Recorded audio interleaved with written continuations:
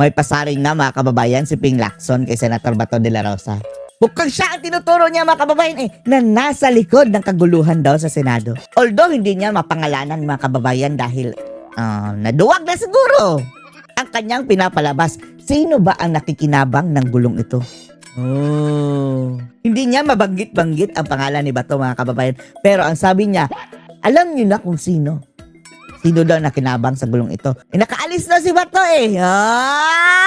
Ang tanong namin sa iyo, Ping Lacson, na kung si Bato ang mastermind nito, planado itong gulo at mayroong connivance mga kababayan, ibig bang sabihin, pati NBI kakuntsaba ni Bato? Hindi mangyayari itong gulo na itong mga kababayan in the first place kung hindi nag-aaligid-aligid ang NBI mga kababayan at pumasok mismo sa jurisdiction na ng Senado. Maliwanag ito mga kababayan na nakita sa CCTV, although hindi pa talaga tuluyang nakapasok mga kababayan, pero ang lugar na yon jurisdiction na ng Senado. Pero hanggang patama lang si Ping Lacson mga kababayan hindi nga mapangalanan. Panoorin niyo po ha. Senator Ping, meron kayong tweet. Ano bang tawag ho? Tweet, putak. Dito, post. Sorry. More on the Senate incident Putak. last night. He who has the means, Diyos ko, Lord. opportunity, and motive is the most probable suspect. Can you please enlighten Ayan. Si Bato na naman yan kanya mga kababayan. us dito po sa talinhaga ng inyong mensahe ito? Ito interview si Lacson. Inosente. Tapos sa tweet mga kababayan, ang tatalas. Hindi yan talinghaga, Ted, bilang isang dating investigador, napakatagal ko na rin sa law enforcement. Yan talaga yung panuntunan. Yan yung direksyon na Tsahin mo na. Sino pinapatamaan mo? dapat tahakin. Pag ikaw ang nag-iimbestiga, lalo pa nga nag-i-start ka sa zero. Wala. Siguro ang tumbok niya mga kababayan. Sino bang makikinabang nito? Si Bato. Siya. Siya ang may dahilan nito. Ay nako. Si Matibag. Malinis si Matibag. Ang information whatsoever. Ang Biblia namin dyan, Wow, alamin mo Biblia. agad sino ba yung may means of capability na magtagawa ng krimen. Sino ba yung Sino ba ang nanlusob? may opportunity. Ibig sabihin, may nag-arise yung opportunity. At pangatlo, pinaka-importante. Ayan. Pangalanan mo na. Diretsuhin mo na, Lacson. Dami mo pang talinghaga. Pinapalabas niya mga kababayan na opportunity na ito ni Bato para makatakas. At sino nagbigay ng opportunity na yan? Sino nag-aligid-aligid na tangkang pumasok? NBI? Sino may motibo? Wala akong pinatutungkulan. Wala kang pinatutungkulan pero maliwanag pasikat ng araw yung mga pinagsasabi. Hanggang tweet ka lang pala Sabi ko lang, guide ito. Ito yung guidebook Nga, guide. At who are you para mag-guide? ng bawat investigador na pag may nangyaring krimen, pagpunta mo sa at nagsimula ka mag-imbestiga, huwag kang lilis sa tatlong ito. He who has the means or capability, the opportunity, and motive. Hindi ka maliligaw, Ted. You will be guided properly. Diretsahin mo Opo. na Kaya si ako po Bato ang tinutukoy mo. Git nga yung katagang talinhaga. Para bagang, alam niyo ho yun, yung wisdom behind this. Talinghaga dahil hindi niya mapangalanan. Kung bakit po ninyo nasabi, kasi Sige, means, magdebate kayo sa opportunity, talinghaga. and motive. When you say means, yung may kakayahan na gumawa nun, doon sa eksena na maaari mapapanood natin o oportunidad na itong gawin at yung motive. Sino ba ang involved doon mga kababayan? NBI at saka OSAA. So ibig sabihin, kasabwat din ni Bato ang NBI? Sa nangyari pong yan, pag pinag-usapan natin yung motive, ano kaya ang motive? Alam na natin tinutukoy ni Lacson, ang pagtakas. Diyos ko, unang-una mga kababayan, kung walang plano talaga si Marcos hindi yan aalis na si Bato dyan mga kababayan. Nag-seek na nga siya ng refuge dyan sa loob ng Senado. Dyan na nga ang kanyang gustong maging kulungan. Kung sasabihin mo mga kababayan, hanggat hindi nagsasalita ang Korte Suprema, dahil baka kapag-attend pa siya mga kababayan, nakakapagtrabaho pa siya, at the same time, safe siya. Pero, sino may motibo na kidnapin siya palabas mga kababayan? Itong mga tipikal na mga salbahe ito mga kababayan, itong grupo ni na Marcos at Lacson. Para lang itong mga salbahe talaga na tipikal sa buhay mga kababayan na ibubuli ka ng ibubuli, ititrigger ka ng ititrigger, tapos kung mag-react ka, yan na ituturo ka na. Tingnan nyo ipapalabas na masama ka na mga kababayan dahil nag-react ka sa pambubuli o pagtitrigger nila. Tipikal na mga salbahe mga kababayan. Yun ang dapat alamin ng mga investigador, nagsasagawa ng investigation. Hindi ako nagpipinpoint kung Opo. sino yung merong means, Wala ka merong eh. opportunity, at merong motibo. Sa akin yan, guide wala book ka tayo pala eh. eh. Para bang, dahil yan ang aking experience, yan ang aking Hanggang daldal school ka of lang thought, eh. no, na natutunan sa mahabang panahon ko sa law enforcement. Senator, diretso tayo agad. Senator, anong Diretso assessment na ninyo dito po ping, sa nangyari sa balimbing. Senado? Well, unang, thank God, kasi walang physical casualty o walang nasaktan. Dahil pag pumutok ang barel, medyo asahan natin na nakakatakot Pag pumutok, siping. ang pangitain na mayroong tatamaan, mayroong mamamatay. Ang pinakamalaking Bakit ka pala umuwi na maaga, Ping?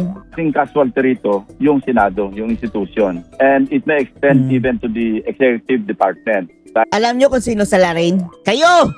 Mga bagoong kayo. Unang-una mga kababayan, pinayagan ni Soto na papasukin dyan ang NBI noong unang araw mga kababayan na nagkahabulan kay Bato. Palihim, pinaapakan mga kababayan ni Soto ang institusyon ng Senado. Pangalawa, yung kanilang amo na si Marcos, ang head ng NBI, na nagpadala ng armed group mga kababayan na NBI doon sa Senado. Maliwanag ha, sasabi ni Aplaska mga kababayan, andun na sila sa Senate compound mga kababayan. Although hindi pa nakapasok, pero jurisdiction na yon ng Senado. Nag-aaligid-aligid mga kababayan. Dahil along the way, may mga lapses talaga maliwanag, no, na nangyari o may mga miscommunication na masasabi natin. Pero ang Sino may sala niyan? Sino ba ang nagsisinungaling dito mga kababayan? Di ba si Matibag? Paiba-iba ng statement. moving forward bilang isang senador, ang focus siguro namin ngayon, ma-redeem yung Senado, no, sa Hoy Lacson, maridim lang ang Senado kung mawawala na kayo. Kayo ni Soto, Lacson, Matsing, sina Hontivirus mga kababayan. Si Virus malapit na yan. Graduate na yan sa Senado mga kababayan eh. Kaya nga tatakbo yung tatakbo yung presidente. Matapos niyang matalo mga kababayan dahil 1% lang eh. Balik lansangan na naman yan mga kababayan sa akbayan. lalagyan namin ngayon. At kayo po dating PNP chief, senator, gusto ko lang malaman, yun nangyari mismo na pag-handle ng USAA doon po sa nangyari and even ng NBI. Para po sa inyo, ano ba, saan tayo nagkulang? Ano pong pagkakamali doon? Komunikasyon. Kasi madali lang naman mag-dial ng mobile phone o mag-pick up ng telepono para Sa tingin mo, sino ang dapat makipag-communicate? Di ba ang NBI mga kababayan? Kung mayroon silang gagawin sa building ng Senado? Wala eh. Mukhang may binabalak talaga mga kababayan. mag-coordinate. So yun ang pinakamalaking lapse sa tingin ko na walang koordinasyon na nangyari between USAA at saka yung NBI.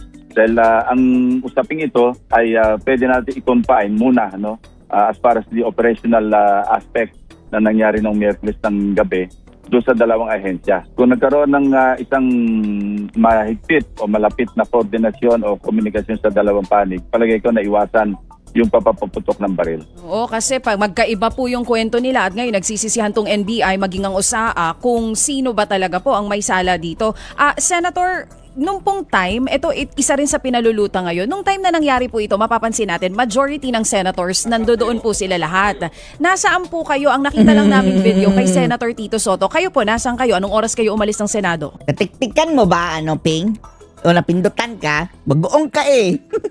Mga umalis ako 18-16, dahil 18-16, so 6. Mga alas 6 mga kababayan. yun ang kasi ang ginawa ko bago ako umalis, nag-communicate ako kay Director Matibag kasi gusto ko ring malaman kasi may mga pahayag na noon, especially coming from Senator Bato, na magkakaroon ng operation yung NBI, arestuin siya. Kasi nga, doon yung tiyempong lumabas na rin yung denial o yung hindi pag-grant ng TRO. Ano daw?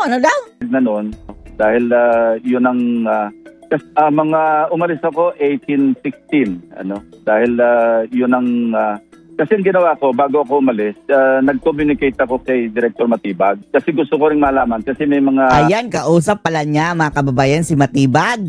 pahayag na noon, especially coming from Senator Bato, na magkakaroon ng operation yung NBI, arestuin siya. Kasi nga, doon yung tiyempong lumabas na rin yung denial o yung hindi pag-grant ng TRO o yung TRO. status quo anti-order ng Korte Suprema. So pag walang TRO, Hindi yung denial, Ping, ikaw, no? Ikaw, wala talaga ito si Ping Lacson, mga kababayan, no? Wala pa yung desisyon. Hiningan pa nga ng, both sides, mga kababayan, ng komento. Denial ng mukha mo. iisipin natin pwedeng mag-execute ng warrant, yung NBI o yung PNP. So ang ginawa ko, nag-communicate ako kay Director Matibag, tinanong ko siya, Oo.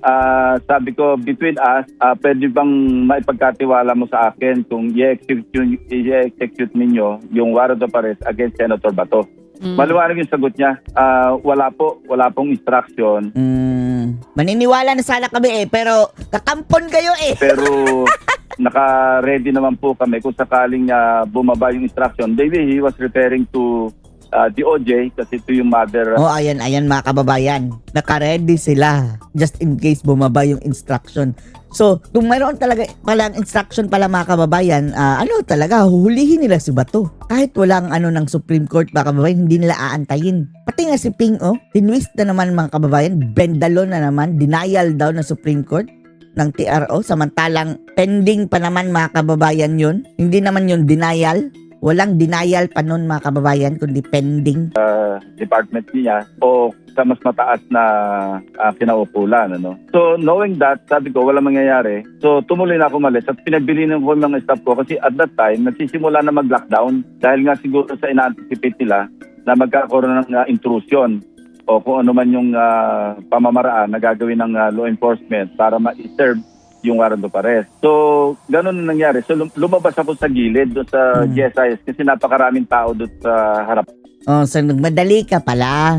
Parang sinabi na rin niya mga kababayan na mayroong talaga, plans.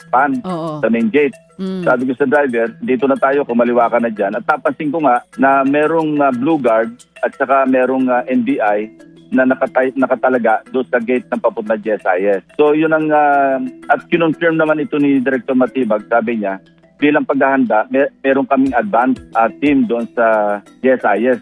Ang paliwanag niya, nandun sila sa GSIS sa compound o yung area. Kasi hindi makakaila na yung Senado umuupa sa GSIS. Pero tapos palusot pa sila mga kababayan na nag-request daw ang taga-GSIS ng ng protection, something ganyan. Diyos ko Lord, for what? Kailan pa mga kababayan magre-request ang GSIS? Nangangailangan ng protection. merong dividing wall o pintuan sa pagitan ng teritoryo ng Senado at saka ng GSIS. So, ganon ang kaya kami wala doon, mga minority. Kasi initially, ang declaration, announcement ng Senate President, magkakaroon ng all senator caucus. So naka-standby kami for a while, pero nung walang konfirmasyon at ang nangyari na lang, majority caucus. So wala kaming gagawin doon dahil adjourn na yung session. All senator caucus? Ako nga, inaalala ko rin yung mga staff ko. Sabi ko, mag-iuwi na kayo kasi baka abutin kayo ng lockdown. Abutin kayo na alas 12 ng gabi dito. So yun ang... Iba ang usapan Ang sabi dyan, marong extraction mangyayari. Kaya wala talaga minority senators doon. Dahil hindi naman tuloy yung focus ng lahat ng senador. Bagkus, majority caucus lamang. So wala kaming gagawin doon. Bakit kami mag-istambay sa Senado? Wala namang session. Oo, balikan ko po yung sinabi nyo kasi sabi nyo, kinausap nyo si NBI Director Matibag, wala namang confirmation na may hulihan, pero may advance team po sila sa GSIS. So ano po ba ito? Nag-assume po kayo na baka nga may arrest na mangyari? And then may mga balita din pong lumalabas. O yan talaga, meron talagang attempt pala. Pinauwi ng maaga yung ibang kawani ng Senado. Paano po ba ito? Para lang mas maipaliwanag natin sa publiko, alam po ba ng minority na may arrest o wala po kayo talagang confirmation from NBI? Palagay ko, ako lang, kasi as far as I'm concerned, nag-verify ako kay Director Matibag. Kasi kung mayroong mangyayaring pag-aresto, siguro hindi ako alis doon. Dahil baka kailanganin kami doon bilang mga senador. Pero nung sinabi niya sa akin na walang instruction at hindi sila katunayan ang paliwanag. Ang sabi mo kanina na mag-aantay kayo just in case na ay mag-aantay ang NBI just in case na mayroong instruction sa taas. Nandiyan pa nga, ang i-replay namin na binigay niya sa kanyang mga katauhan, walang hulihan sa pagyayari doon sa premises ng Senado. Ang instruction niya sa kanyang mga tauhan, sundan, i-monitor kung sakaling lalabas, wag huhulihin, sundan lamang, at saka humingi ng guidance kung malayo na sa Senate premises si Senator Bato, just in case na aalis nga ng Senado. So hindi po So totoo. maliwanag yun. So Oo. knowing na wala akong So bakit kayo pumasok kasi doon sa compound na mismo mga kababayan? Jurisdiction na yun ng Senado eh. anticipate na kaguluhan, minabuti ko dahil wala rin aabutin na kami ng lockdown for nothing. Kasi lockdown yon in preparation for a possible arrest o Ayan na, sinabi mo na naman, possible arrest. Ito si Lacson, man of contradiction mga kababayan, no? Hindi daw arrestuhin tapos may possible arrest. execution ng arrest warrant, arrest order, na alam kong hindi naman mangyayari. At least sa premises ng Senado. Oo. Kasasabi mo nga lang eh, possible arrest.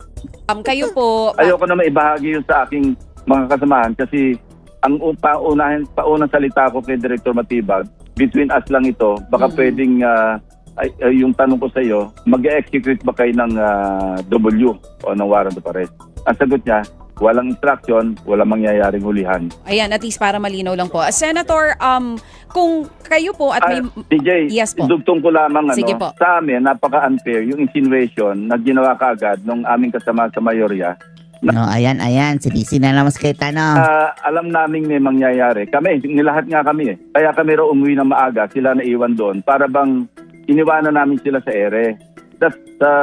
Hindi talaga malayong-malayo sa katotohanan yung pahayag na at napaka-unfair at alam mo na, Alam mo na. siyang malisyoso. Oo. Ika nga, wala naman sila. Totoo naman eh. Totoo naman mga kababayan na sinabihan daw sila na umuwi na kayo dahil mukhang may mangyayari. Mayroon sila mga pinangalanan ng mga senador, 4 daw. Tambas yan para sabihing umalis kami ng sadya para iligtas yung sarili namin at sila yung iwanan doon sa Senado kasi wala naman nakakaalam na magkakaroon ng gulo. Oo. Sino po ito? Sinong kasamahan? Yung sabi niyo pa parang nag-insinuate Well, na kaya kayo umalis ay parang Nabakla na naman yan mga kababayan.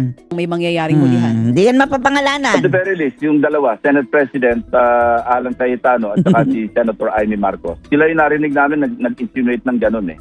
Sir, paano po bang protocol sa Senate? Para lang din po malinaw sa publiko. Pagka sinabi na may Senate lockdown, umalis na po yung ibang minority members, yung ilan po sa mga tauhan ninyo umalis din. Bakit po natira yung majority kung alam nang magkakaroon ng Senate lockdown? Ang reason nila mga kababayan, aantayin nila yung impeachment nga. Di ba lahat ng senador ang dapat mag-receive nun mga kababayan? May caucus sila eh. Pinag-usapan yata nila yung reorganization para sa Lunes. Yun po ba yung tamang Kaya naiwan protocol? sila. Majority caucus eh. Siyempre, maiiwas sila Yes. doon. Naintindihan po natin yung caucus on a time na walang ganitong nangyayaring possible arrest, Pero ano po bang protocol doon? Kayo po bilang dating PNP chief, paano po ba yon? Kung may posibilidad na mangyayaring arrest, ano dapat? I-vacate ba dapat yung buong areas? Ang maiiwan lang po yung members ng police officers and OSAA and even the Marines? Yes, dapat ganon. Kasi magla-lockdown ka, pwede nang palabasin yung mga gustong lumabas. Pero kung sa akin, based do sa kung may mga operational occurrences o incidente na in-anticipate, dapat bago mag-lockdown, palabasin lahat yung mga senador. Kasi nga, for their safety, for our safety, at saka safety ng mga employees, dapat bago i-lockdown, palabasin na Si muna. Matibag Pero kasi dapat ang inspeksyonin pinagsabihan yung mga ninyong lumalabas. ganyan. At saka yung ingress and egress ang pinag-uusapan niya. Pag nag-lockdown ka, ang pine-prevent po yung ingress and egress, di ba? Pero dahil Ingrata, Lacson. nga ang lockdown, yung agam-agam na baka merong mag-i-intrude, dapat palabasin mo yung lahat yung except those who are not authorized or on duty. Kung pinalabas ang media mga kababayan doon operate na nila mga kababayan sa bato. Wala na testigo eh. Na kailangan mag-remain doon sa loob ng Senate building. Oo, on duty na dapat mag-remain sa building during a Senate lockdown. Sa pananaw niyo po, sino lang dapat ang nasa loob? Mga OSA, tapos kung sino man yung naka-duty para magbantay ng mga, well, basically, yung OSA personnel. At least yung mga naka-duty doon. Or kung naka-red alert sila, lahat sila 100% nandoon. Sir, kanina po kausap namin si Aplaska at sinasabi niya sa amin ni Manong Ted, sa CCTV around 6 p.m. may mga nakikita na siya sa iba't ibang areas ng Senado na Wala may na mga time eh. Ando na, papasok na mga kababayan nung yung sinasabing mga ungas. nakaposisyon na NBI agents. Naulinigan niyo po ba ito nung time na nandun pa kayo sa Senado na may ganun pong impormasyon? Wala. Na-confirm ko lamang yon nung nag-usap na kami ni Director Matibag na sinabi niya nga, meron talagang nakadeploy. Ang sabi pa nga niya, unarmed. Tapos body Oo, system. di ba? I think nabanggit Sino ang ngayon ang numero, ano? kung di ako nagkakamali, Sino ngayon ang 16 mali to mga 18. kababayan? Unarmed daw. NBI personnel, pero merong augmentation na Blue Guard. Kaya totoo nga, nung lumabas ako doon sa gate, doon So, sa side unarmed gate, ba? papuntang GSIS exit, Unarmed ba, Lacson? Sino ngayon na nag-cause ng misinformation? Maliwanag na mayroong armas ang sumita sa akin, Blue Guard. At pinababalik kami, doon kami dinidirect sa main gate. Pero sabi ko sa aking driver, o sabi mo na lang, sabihin mo na, pakilala ka na lang, na kung pwedeng dito tayo lumabas kasi nga, napakaraming tao doon sa main gate. So, pinayagan kami. So, lumabas kami, tapos yun na, palabas na. Wala namang commotion doon. Opo. Pero ang nakita ko lang talaga doon, ang very evident para sa akin, meron talagang isang NBI agent na merong name tag, no, na nakasabit sa leeg at nakapolo barong. Opo. Na nung sinilip ako, nakilala ko, sige po sir, sabi niya gano'n. Kapag kakampi mga kababayan, pwedeng dumaan doon. Pero kung kakampi ng mga Duterte, bawal? Opo. So alam ko, ang nakita ko at least one NBI agent na nagbabantay doon sa side gate ng sa GSIS. Opo. Between Senate and GSIS. Oh. Opo. So bilang dating Chief PNP po, no, kayo po mismo, Senator Ping, pakiramdam po ninyo na yung mga ahente ng NBI doon, nandoon for intel purposes in case umalis ng Senado si Senator Bato, may pakiramdam ba kayong lulusubin nila ang Senado? Based on my conversation with Director Matibag, intel and monitoring. Yun ang maliwanag na sinabi niya. Yung Sobrang afterthought, dami ng nung baril nag-usap kami ninyo. ulit, talagang ang instruction niya, actually, pinoward niya nga sa akin yung thread na kanyang instruction sa kanyang mga tauhan. Walang mangyayaring hulihan. Pagka lumabas, i-monitor, sundan, doon na. Hindi naman niya in-expound na kung anong gagawin nila pag malayo na halimbawa lalabas si Senator Bato, kung malayo na sa Senate premises. Oh, wala naman palang instruction na hulihin. Tapos bakit sasabihin yung makatakas? Putol na yon. Hanggang Opo. doon na sa monitor, Opo. sundan, Opo. walang hulihan. Basta ang maliwanag doon, Opo. hindi huhulihin. Okay. Opo, hindi huhulihin at hindi sila papasok sa loob mismo. I mean, doon, obviously, doon mismo sa vicinity as declared by the Senate, no? Hindi po. Yes. Okay. Sige.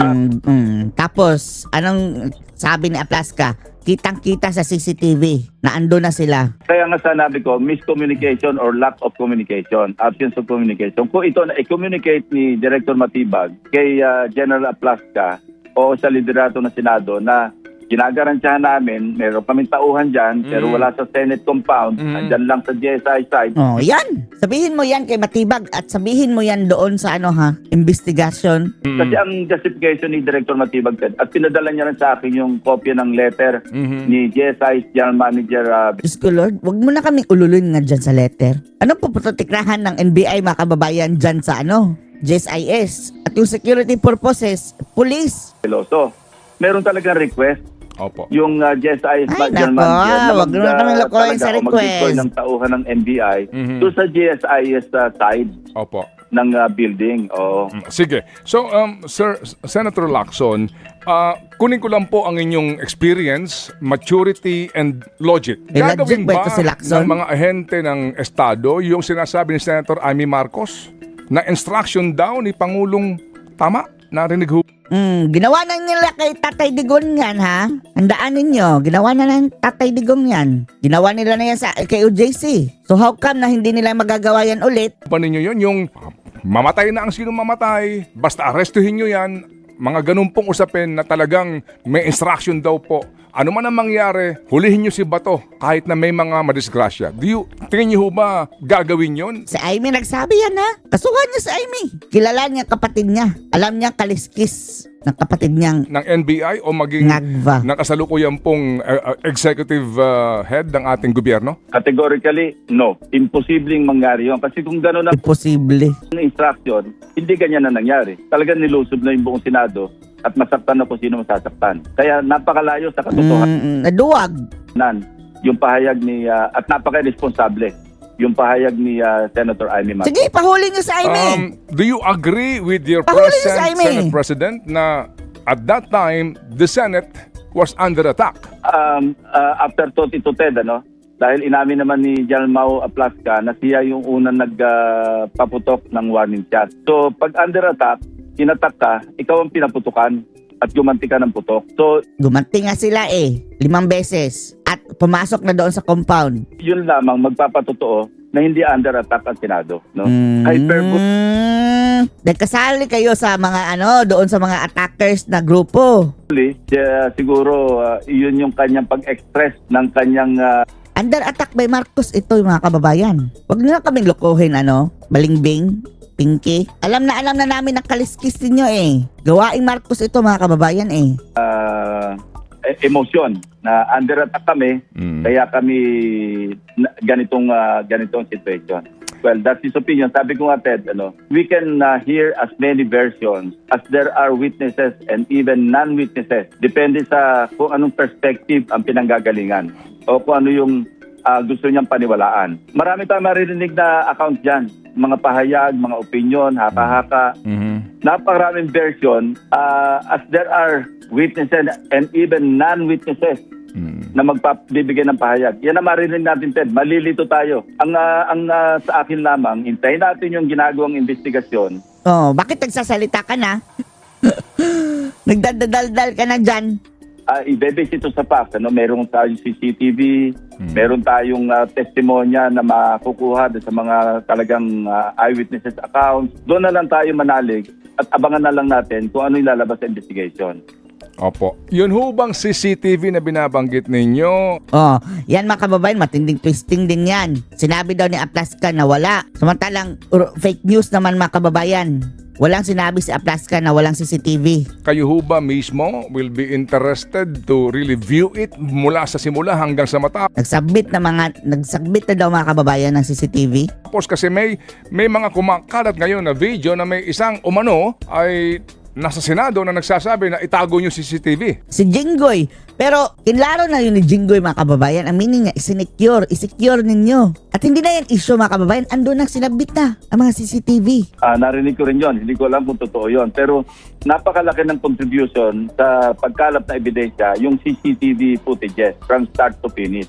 Yun ang magbibigay ng liwanag doon sa mga talagang yung pangyayari. Nakita na CCTV mga kababayan, mayroon talang NBI sa labas within the Senate compound. Although, hindi pa nakapasok mga kababayan, pero andun na sa labas, may baril. Even yung succession ng event. Hindi mahirap, hindi pwedeng itanggi yun. At mind you, Ted, meron naman tayong jurisprudence na tinatanggap admissible na ebidensya yung CCTV footage.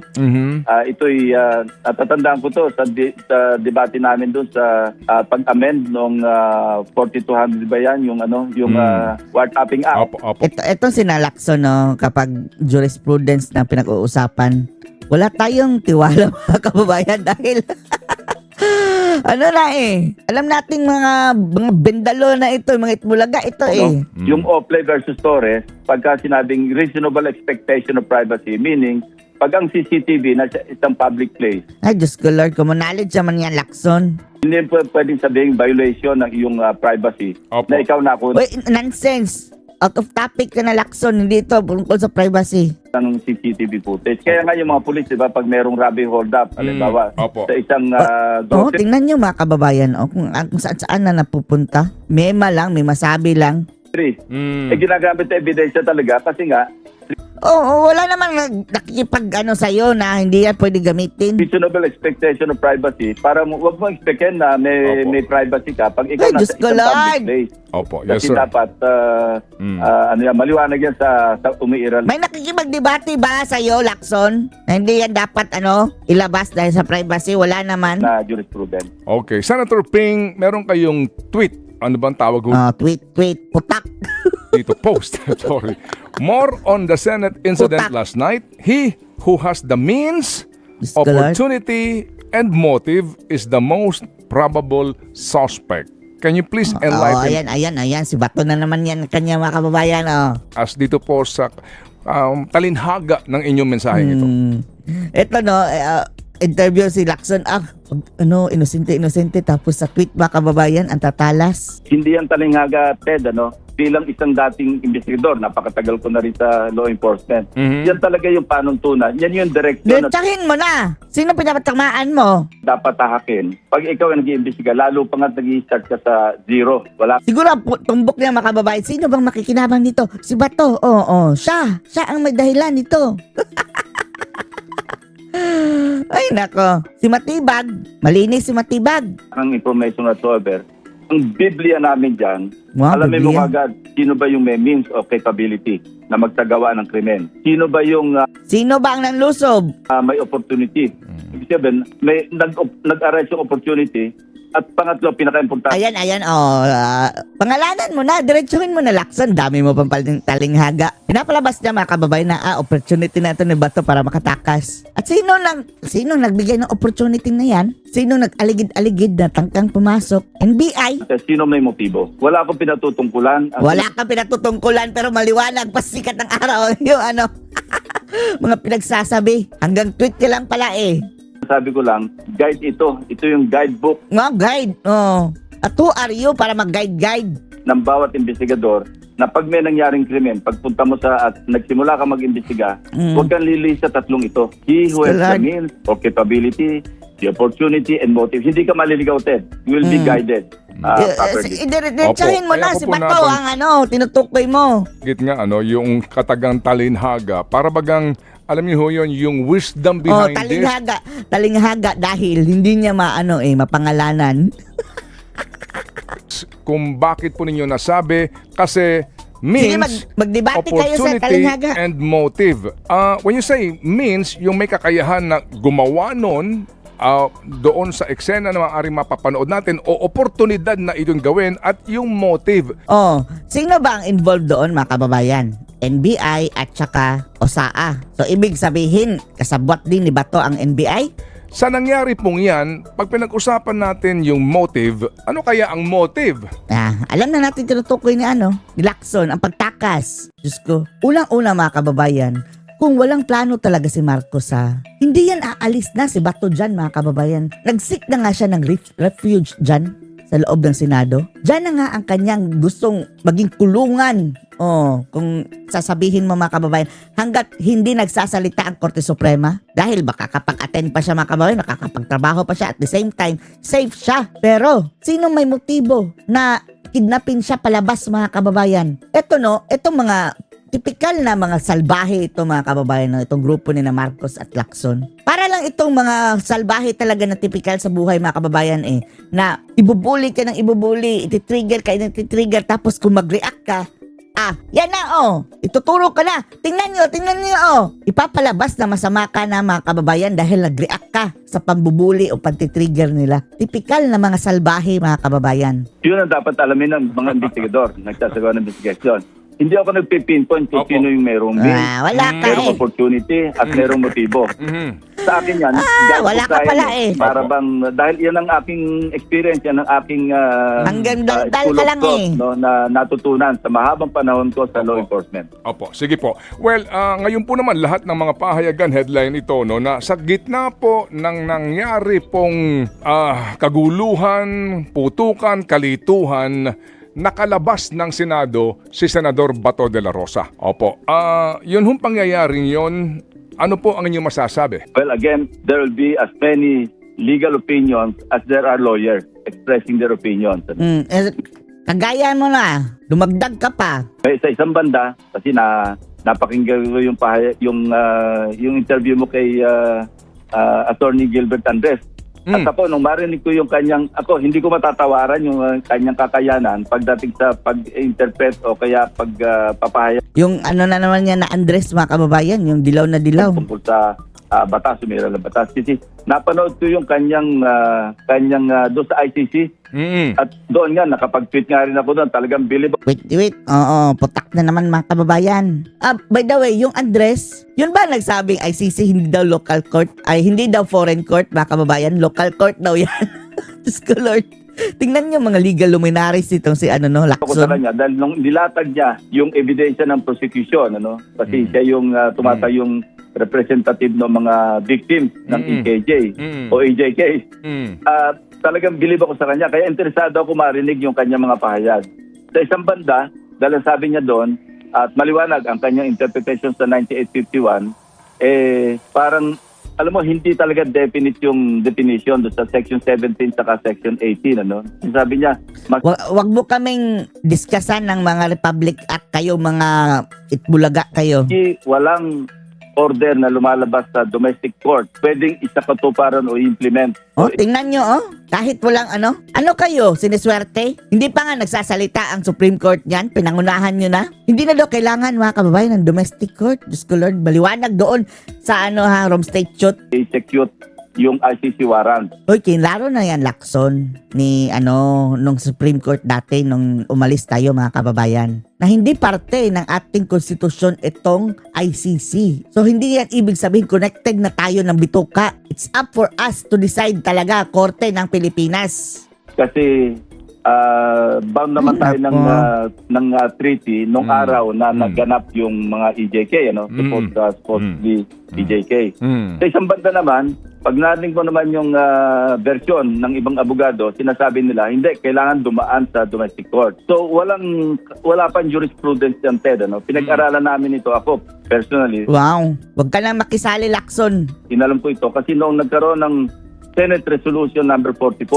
Sana nag-retire na lang itong mga gunggong na to, si Lacson at Soto, mga kababayan. Bumangag pa sa bagoong Pilipinas Na inihain Now, kung masira kayo, pangit ang ending nyo, Lacson ng at Soto. minorya nung panahon na yon. Kasi ininterpret yung pagkahuli kay dating Presidente Duterte at yung napipintong paghuli sa ibang mga kasamahan namin. Kung sumang-ayon ako doon, nag-join ako sa kanila sa pagpirma, katunayan, because sa aking appreciation, bilang isang layman, bilang paggalang sa domestic court, total hindi naman ito mandatory na kailangang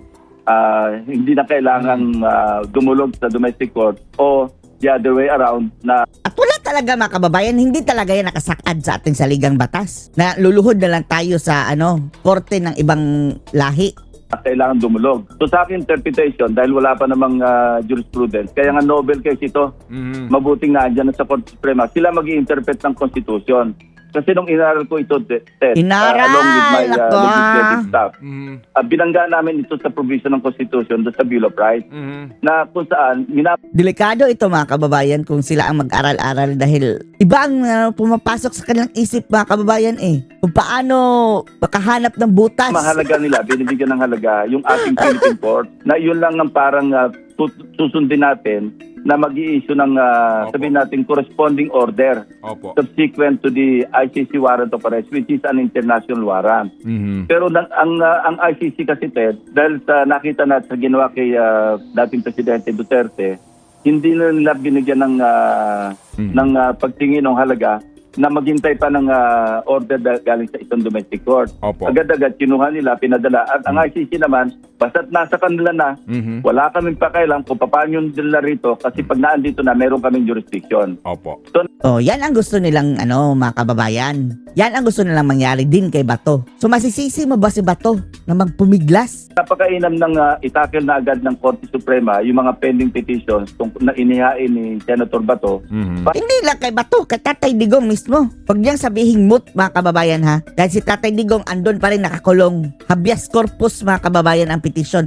Meaning, provide us the body mismo mga kababayan. The person. Para na magkaroon tayo ng guide. Kasi sila lang naman ang pwede mag-interpret ng ating konstitusyon at sa ating mga batas. Katunayan, pagka naglabas sila ng order dito, ng ruling, yun ang susundin natin. Pwede natin i-adapt, i-amend natin yung 9851 para mag-conform do sa magiging desisyon ng Korte Suprema. Okay. Ano masasabi dito mga kababayan? Post your comments below.